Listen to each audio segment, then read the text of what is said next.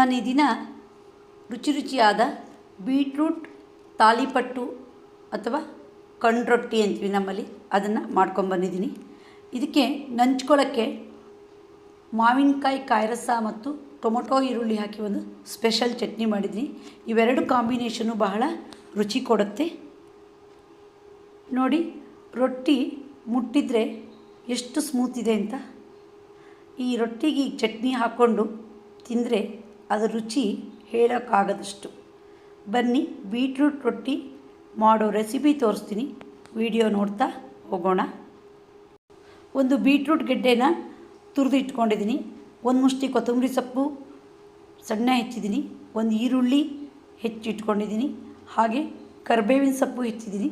ಇಲ್ಲಿ ಸ್ಪೆಷಲ್ ಅಂದರೆ ಟೊಮೊಟೊ ಹಾಕೋದು. ಒಂದು ಟೊಮೊಟೊನ ಸ್ವಲ್ಪ ದೊಡ್ಡ ಸೈಜು, ಅದನ್ನು ಚಿಕ್ಕದಾಗಿ ಹೆಚ್ಚಿಟ್ಕೊಂಡಿದ್ದೀನಿ.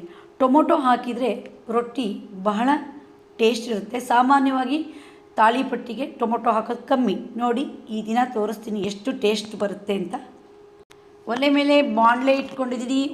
2 ಸ್ಪೂನಷ್ಟು ಗೋಲ್ಡ್ ವಿನ್ನರ್ ಹಾಕಿದ್ದೀನಿ. ರೊಟ್ಟಿಗೆ ಅಥವಾ ತಾಳಿಪಟ್ಟಿಗೆ ಟೇಸ್ಟ್ ಕೊಡೋದು ಜೀರಿಗೆ 1 ಸ್ಪೂನ್ ಹಾಕಿದ್ದೀನಿ. ಸ್ವಲ್ಪ ಫ್ರೈ ಮಾಡೋಣ.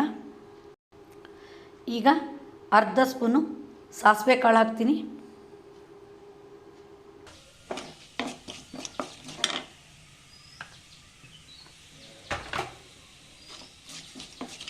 ಈಗ ಕರಿಬೇವು ಹೆಚ್ಚಿಟ್ಕೊಂಡಿರೋದನ್ನು ಹಾಕ್ತೀನಿ. ಸ್ವಲ್ಪ ಫ್ರೈ ಮಾಡೋಣ.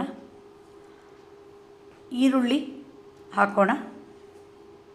ಈರುಳ್ಳಿನೂ ಸಹ ಸ್ವಲ್ಪ ಬಾಡಬೇಕು.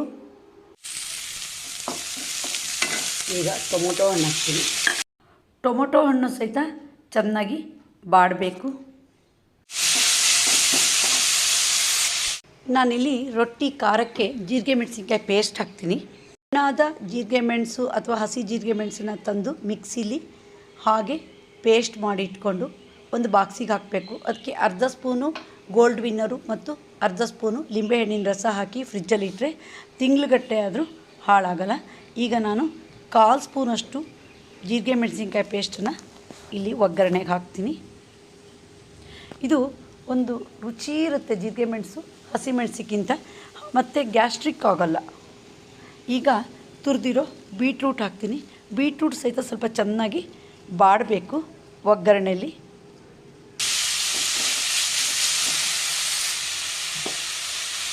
ಈಗ ನಾನು ರೊಟ್ಟಿಗೆ ರುಚಿಗಾಗೋಷ್ಟು ಉಪ್ಪು ಹಾಕ್ತೀನಿ.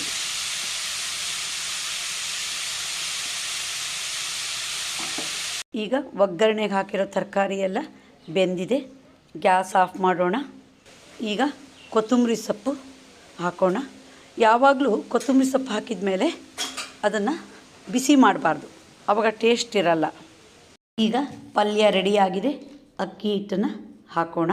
ನಾನು ಒಂದು ಅಂದಾಜಲ್ಲಿ ಅಕ್ಕಿ ಹಿಟ್ಟನ್ನು ಹಾಕ್ತೀನಿ. ಇಲ್ಲಿ ಇಬ್ಬರಿಗಾಗಷ್ಟು ರೊಟ್ಟಿ ಮಾಡ್ತೀನಿ. ನೀವು ತರಕಾರಿ ಜಾಸ್ತಿ ಬೇಕಂದರೆ ಅಕ್ಕಿ ಹಿಟ್ಟು ಕಮ್ಮಿ ಹಾಕಿ.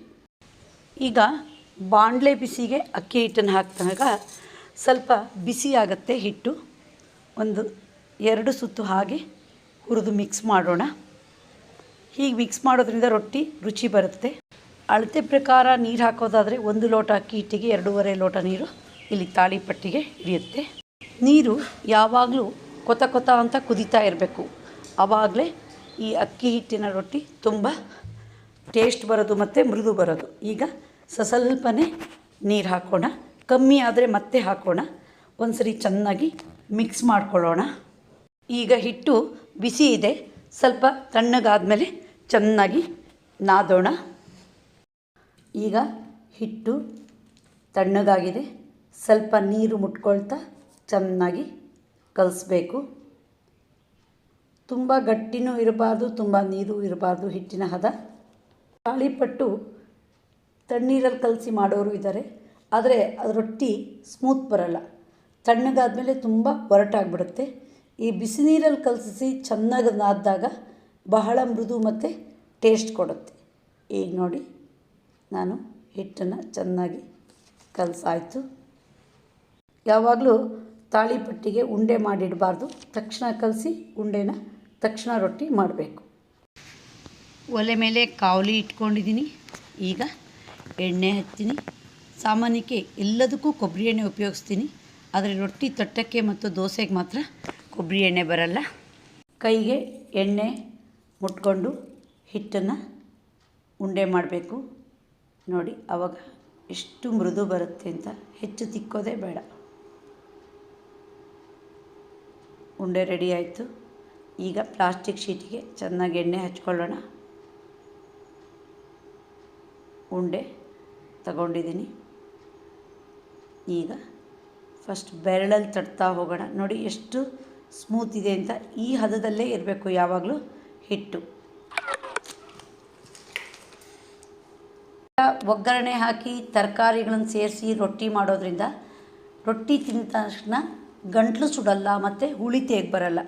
ಜಾಸ್ತಿ ಎಣ್ಣೆನೂ ಬೇಡ ಈ ರೊಟ್ಟಿಗೆ, ಯಾಕಂದರೆ ಹಿಟ್ಟು ಹದವಾಗಿರುತ್ತೆ. ಈಗ ನೋಡಿ ಬೆರಳಲ್ಲಿ ತಟ್ಟಾದ್ಮೇಲೆ ಲಾಸ್ಟಿಗೆ ಒಂದು ಸರಿ ಅಂಗೈಯಲ್ಲಿ ತಟ್ಟಬೇಕು. ಅದು ಶೇಪ್ ಕೊಡೋದು. ಸುತ್ತಲೂ ದಪ್ಪ ಇದ್ದರೆ ಸ್ವಲ್ಪ ತೆಳು ಮಾಡಬೇಕು.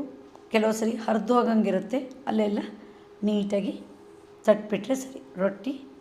ಈಗ ಕಣ್ಣು ಮಾಡೋದು ಅಂತೀವಿ, ನಾನು 5 ಏನೋ ಮಾಡ್ತೀನಿ.